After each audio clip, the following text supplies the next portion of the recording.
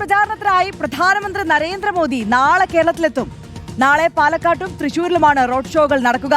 അടുത്ത ഘട്ടമായി ഏപ്രിൽ 4-ന് പാലായിലും തിരുവനന്തപുരത്തും മോദി പ്രചാരണത്തിനെത്തുന്നുണ്ട്.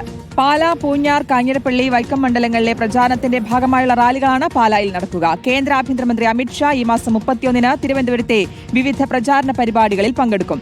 VS രഞ്ജിത്താണ് വിശദാംശങ്ങൾ നൽകാൻ ചേരുന്നത്. Good morning Ranjith.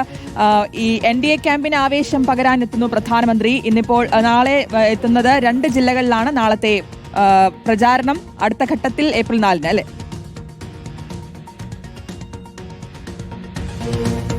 BJPയെ സംബന്ധിച്ച് അവർ ഏറെ പ്രതീക്ഷ വെക്കുന്ന 2 മണ്ഡലങ്ങളാണ് പാലക്കാടും തൃശൂരും. ഈ 2 മണ്ഡലങ്ങളുടെ പ്രചാരണത്തിനും പ്രധാനമന്ത്രി നേരിട്ടെത്തുന്നു എന്നുള്ളതാണ്. തൃശൂരിൽ പത്മജ വേണുഗോപാലിന് വേണ്ടിയിട്ടും പാലക്കാട് ശോഭാ സുരേന്ദ്രന് വേണ്ടിയിട്ടും പ്രധാനമന്ത്രി പ്രചാരണം നയിക്കുന്നു എന്നുള്ളതാണ്. BJPയെ സംബന്ധിച്ചിടത്തോളം അവർക്ക് ഏറ്റവും പ്രതീക്ഷയുള്ള മണ്ഡലങ്ങളാണ്. ഒന്നാണ് പാലക്കാട് ശോഭാ സുരേന്ദ്രൻ മത്സരിക്കുന്ന മണ്ഡലം. UDF ഡീൽ ആരോപണം, BJP CPM ഡീലുണ്ട് എന്ന് ആരോപിക്കുന്ന മണ്ഡലമാണ്. ഏറെ രാഷ്ട്രീയ ചർച്ചകൾ ചൂടുപിടിക്കുന്ന മണ്ഡലമാണ്. അവിടെ പ്രധാനമന്ത്രി എന്ത് സംസാരിക്കും എന്നുള്ളത് രാഷ്ട്രീയ കേരളം കാത്തിരിക്കുന്ന ഒരു കാര്യം കൂടിയാണ്.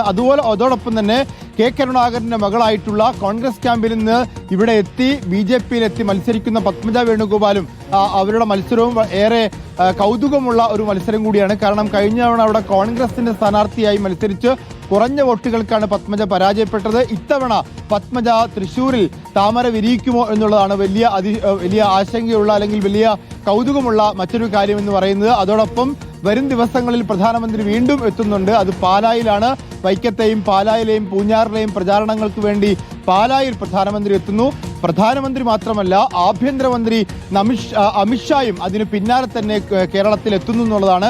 കേരളത്തിലെ 32 A ക്ലാസ് മണ്ഡലങ്ങളിലും വിജയപ്രതീക്ഷയോടുകൂടി മത്സരിക്കുന്ന BJPയുടെ തെരഞ്ഞെടുപ്പ് പ്രചരണങ്ങൾക്ക് ആക്കം കൂട്ടുന്നതിന് വേണ്ടി ഈ കേന്ദ്ര നേതാക്കൾ കേരളത്തിലേക്ക് എത്തിത്തുടങ്ങുകയാണ്. അത് ഇന്ന് പ്രധാനമന്ത്രിയാണ് നാളെ അതിന് തുടക്കം കുറിക്കുന്നത്. VS രഞ്ജിത്താണ് വിശദാംശങ്ങൾ നൽകിയത്.